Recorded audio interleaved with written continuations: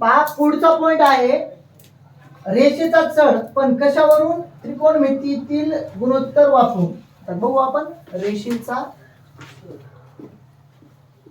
चढ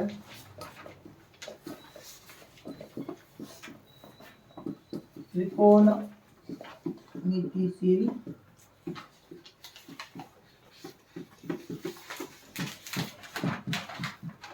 गुणोत्तर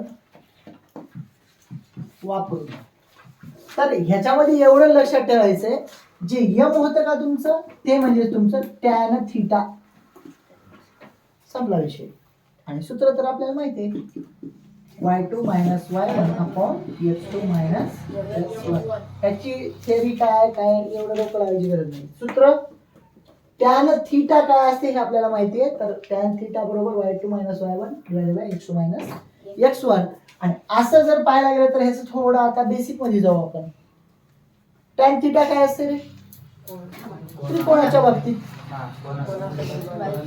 त्रिकोणाच्या बाबतीत इथं आहे थीटा ते काटकोन त्रिकोणासाठीच असते एवढे लक्षात ठेवा.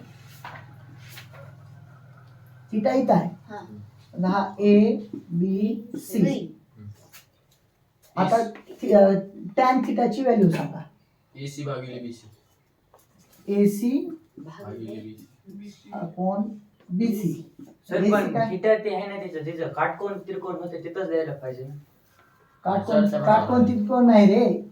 त्याला सोडून उरलेल्या दोन त्रिकोणापैकी एक थीटा गृहीत धरायचा. हो सर लगतची बाजू कोणती घ्यायची वरची घ्यायची काही. आता ह्याच्या लगतची म्हणलं तर ही झाली. हे तर करणंच असणार आहे. ह्या थीटाच्या लगतची म्हणलं तर ही आणि समोरील म्हणलं तरी सोपं आहे ना. आपण नेहमी काटकोन असं बघतो म्हणून आपलं डोकं तसंच चालतंय. हे इथं काटकोन म्हणलं तर हे कर्ण. आता मी घेतलं इथं थीटा. याच्या लगतची बाजू कोणती झाली आता ही झाली. समजा पी क्यू आर आहे. लगतची कोणती झाली पी क्यू आणि समोरील म्हणलं तरी हे तर तुमचं कर्णच आहे पक्क. कारण 90 अंश समोरील बाजू सोडूनच द्यायची. राहिल्या कोणत्या दोन लगतची आणि समोरील. आपलं टॅन थीटा बरोबर काय असते कोणा लगतची आणि समोरील. समोरील छेद. आता मला हे सांगा साइन काय असते. साइन थीटा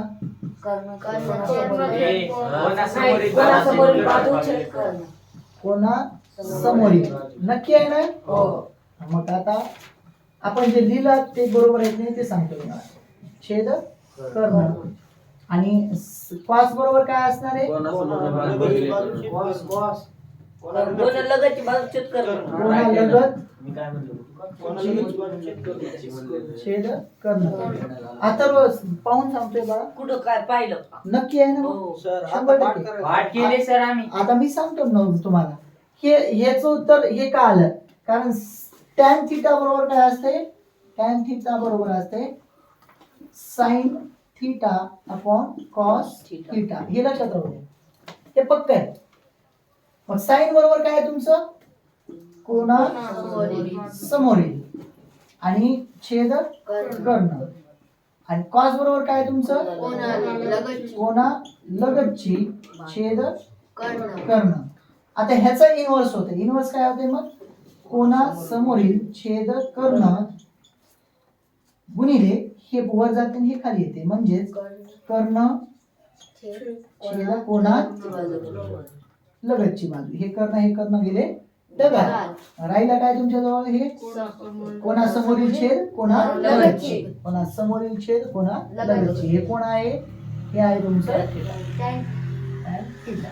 आता तुमच्या माहितीसाठी मग आता इथं ते जर आपलं ट्रिग्नोमेट्रिक इन्फॉर्मेशन झाली त्यानुसार इथं काय घ्यायचे कोणा समोरील म्हणलं तर y2 - y1 आणि कोणा लगतची म्हणलं तर x2 - x1.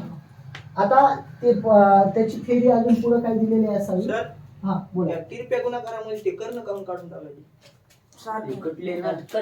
हे का हे वर आहे ना अंशात आणि हे छेदात आणि हे गुणाकार आहे. इथं समजा गुणाकार सोडून भागाकार असेल, बेरीज असेल, वजाबाकी असेल त्यावेळेस ते निघत नाही. आणि इथं जे आहे ते काय आहेत, थोडक्यात तर परस्परांच्या ते भागाकारात आहेत. कोण भागाकारात आहेत? साइन आणि कॉस. साइन म्हणजे काय? कोणा समोरील छेद कर्ण, आणि भागिले कोणा लगतची छेद कर्ण. जेव्हा भागाकार असतो आणि त्या भागाकाराचा इन्व्हर्स करतो आपण, इन्व्हर्स म्हणलं तर त्याला काय म्हणतात? व्यस्त. गुणाकार व्यस्त जेव्हा करतो, गुणाकार व्यस्त करतो तेव्हा ते छेदातली जी गोष्ट आहे म्हणजे त्या खालच्या छेदातली बरं का, ती गुणाकाराच्या वर म्हणजे गुणाकारात वरच्या जात असते आणि त्याचं जे काही वरचं अंश आहे ते छेदात यायचे. ह्या पद्धतीने गुणाकार होणार, कर्णछेद होणार लगतची. एक एक्झाम्पल पुन्हा मी तुम्हाला ह्याच्यावरून सांगतो. हे लक्षात आलं का तुम्हाला? m बरोबर tan थीटा बरोबर y2 minus y1 upon x2 minus x1. आता ही थोडं कन्सेप्ट थोडं अजून मी थोडक्यात सांगण्याचा प्रयत्न करतो, तुम्हाला लक्षात येईल. कशाचा? व्यस्तचा बरं का.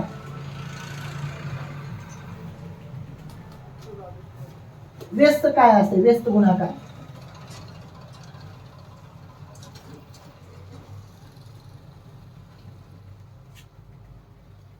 हे खूप छान पद्धतीने समजलं, तुम्हाला लक्षात पण येईल. हे पहा, 3/5 असं एक आहे भागिले 7/5 असं दिलेलं आहे. ह्याला सोडवायचं आपल्याला. आता असं सोडवता येते का? ह्यालाच आपण असं पण मांडणी करू शकतो. पहा, 3/5 भागिले 7/5 लिहू शकतो. असं लिहू शकतो ना? भागिले म्हणजे असं छेदच असते ते. मग आता ह्याला मला व्यस्त करायचंय. व्यस्त करायचं म्हणलं तर काय होते, हे जे आहेत हे ह्याचा अंश, हे छेद, हे होणार परस्परांच्या उलट सुलट. हे नियम आहे बरं का. हे जे आहे ते नियम आहे, नियमानुसारच असं होते. तर मग होईल काय, 3/5 जशा तसं. जेव्हा व्यस्त होते तेव्हा गुणाकार होणार आहे. म्हणजे कोणता व्यस्त करतोय आपण? गुणाकार व्यस्त. त्यावेळेस छेदातली संख्या वर आणि अंशातली संख्या छेदामध्ये यायची.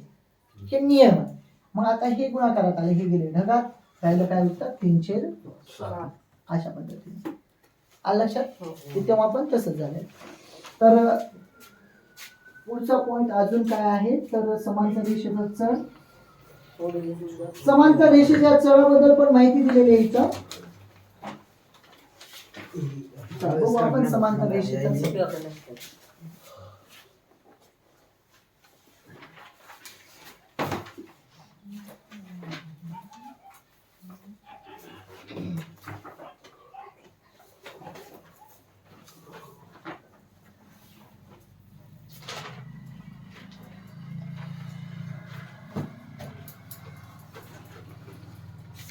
पहा, दोन समांतर रेषा आहेत आणि त्यांची चढ पाहायची आपल्याला.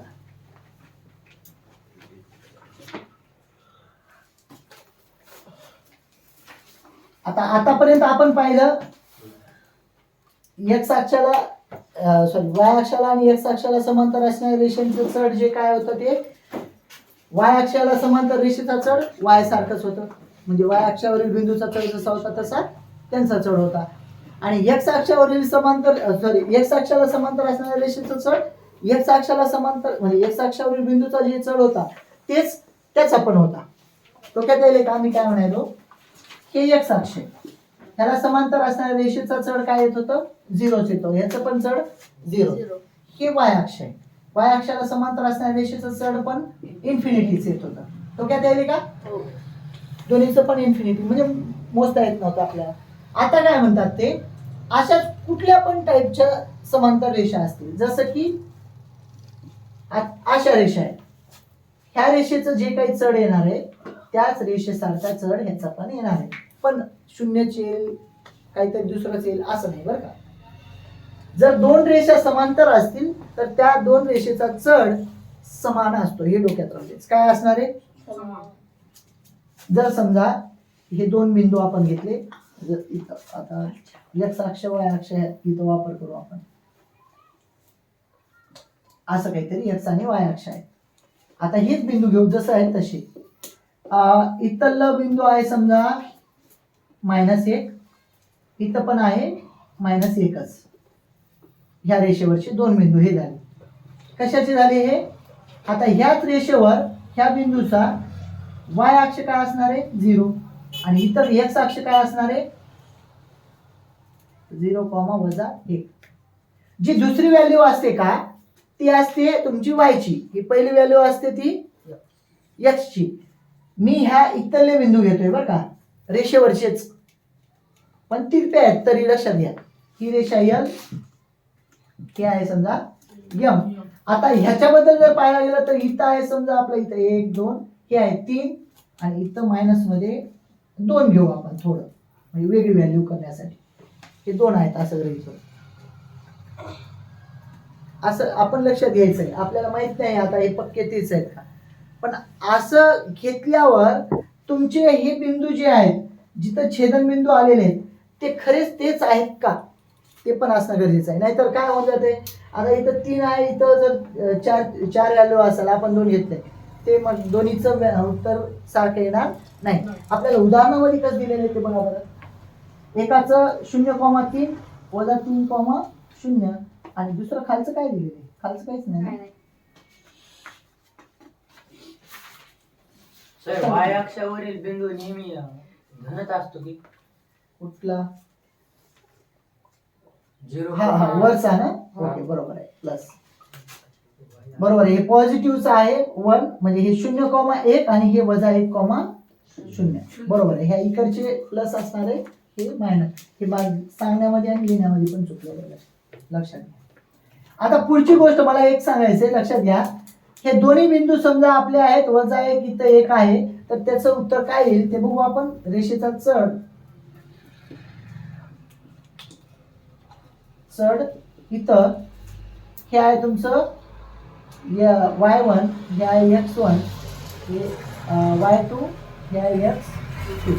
तर मांडणी करू आपण. y2 मायनस y1 म्हणजे 0 वजा 1, 0 वजा 1 छेदामध्ये, आणि y1 x2 मायनस x1 म्हणलं तर वजा 1 वजा 0. ह्याचं उत्तर वजा 1च असणार, ह्याचं उत्तर वजा 1, ह्याचं उत्तर 1.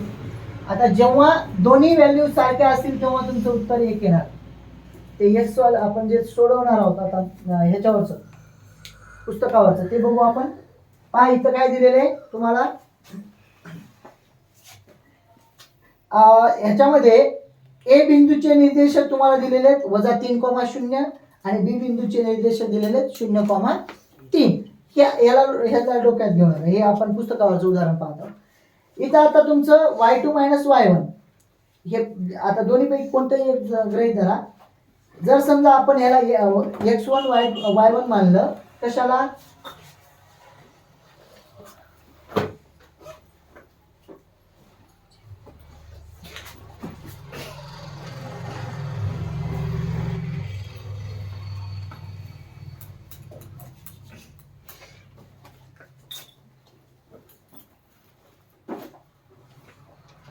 अशी एक रेष दिलेली आहे. इथं इथली व्हॅल्यू पण 3 आहे, इथं पण 3 आहे. हे -3,0 आणि हे 0,3. आता आपलं हे x1 हे y1 हे x2 हे y2 दिलेल्या माहितीवरून आपण किमती ठेवू. इथं आपलं सूत्र काय y2 minus y1, y2 minus y1 म्हणजे 0 वजा 3 छेदामध्ये, x2 मायनस x1 म्हणजे वजा 3 वजा 0 म्हणजे इथं वजा 3 छेद वजा 3 बरोबर 1 आलेले. मग तुमचं इथं रिकाम्या जागा कशा भरल्या जातील, मग इथं पहिल्या 2 मध्ये हे लिहून घ्या 0 वजा 3 आणि छेदामध्ये वजा 3 वजा 0.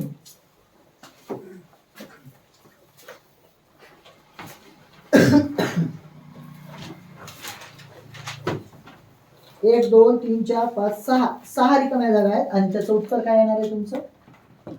पहिल्या 6 रिकाम्या जागांमध्ये हे 6 अंक लिहा. 1 2 3 4 5 6 आणि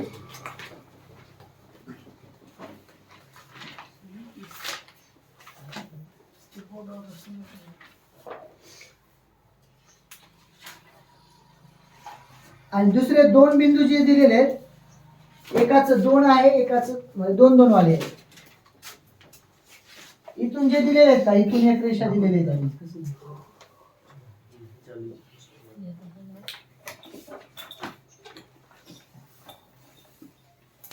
अशी दुसरी एक समांतर रेषा दिलेली आहे आणि त्या समांतर रेषेचं इथं आहे वजा 2 इथं आहे 2 आणि हे 2 कॉमा 0 होईल आणि हे जे आहे ते 0 कॉमा वजा 2 होईल.